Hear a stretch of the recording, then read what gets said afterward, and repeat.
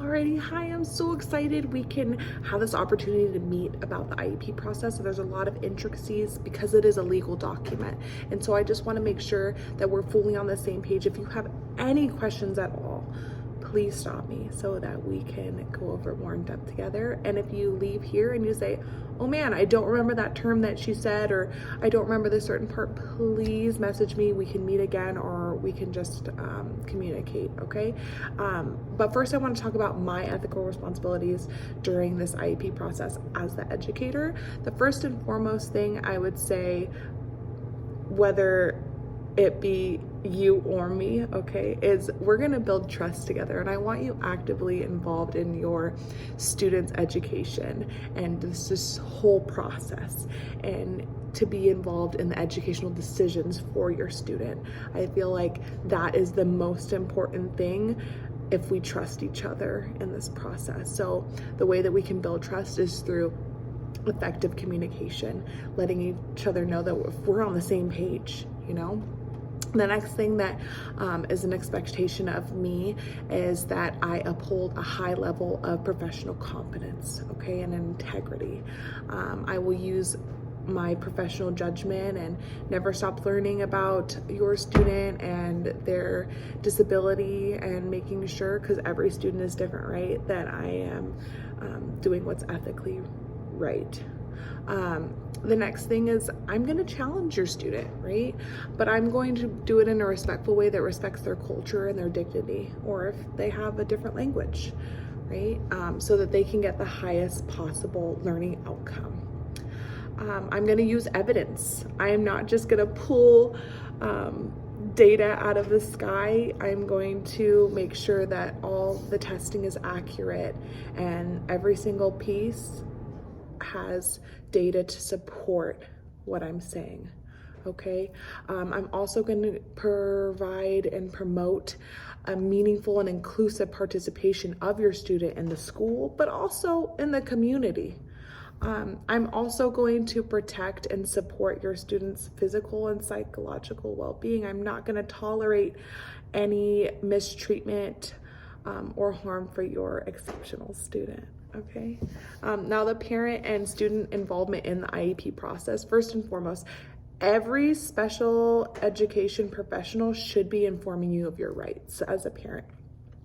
Now, parents and students' involvement can be from planning, conducting, or even evaluating the special education services. So something's not working, like, let's come together, communicate, and fix it, okay?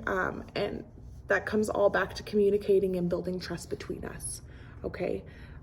The next step I want to talk about is referral. So the referral process is started by a parent, a teacher, or another school personnel. And if the student is suspected of having a disability, then the student will be referred to an evaluation. And the IEP process can take up to 60 days to complete. And the school district should provide you with an assessment plan and a copy of your procedural safeguard within 15 days of receiving the referrals. And just stop right there. A procedural safeguard is just you telling you your rights and your students' rights. Okay, next is the evaluation. So during the evaluation process, the parent must consent to the initial evaluation process. While undergoing the evaluation process, the school district will make sure that the assessment will not have any discriminatory issues against the child, such as race or culture. The test will use a variety of strategies and tools, and it will test the child's suspected disability accurately. The next thing I want to talk about is eligibility, which is the whole thing, right? Qualified professionals and the parent will determine if the child has a disability, and a public agency will provide copies of the evaluation at no cost to the parent. When evaluating a child, each public agency must receive information from a variety of resources and ensure that all information is obtained and documented correctly. And if the child has a disability from the evaluation, then an IEP will be developed. There's a lot of components of the IEP. There's annual goals, there's benchmarks, there's short-term objectives, there's measuring and reporting the process. There's just special education. Does your child need special education? Do they need related services like speech or OT? Do they need supplemental aids like different types of books or technologies? Do they need it to be modified? Instead of doing 10 problems, do they need to do 5 problems or 3? Do they need the material delivered in a certain way?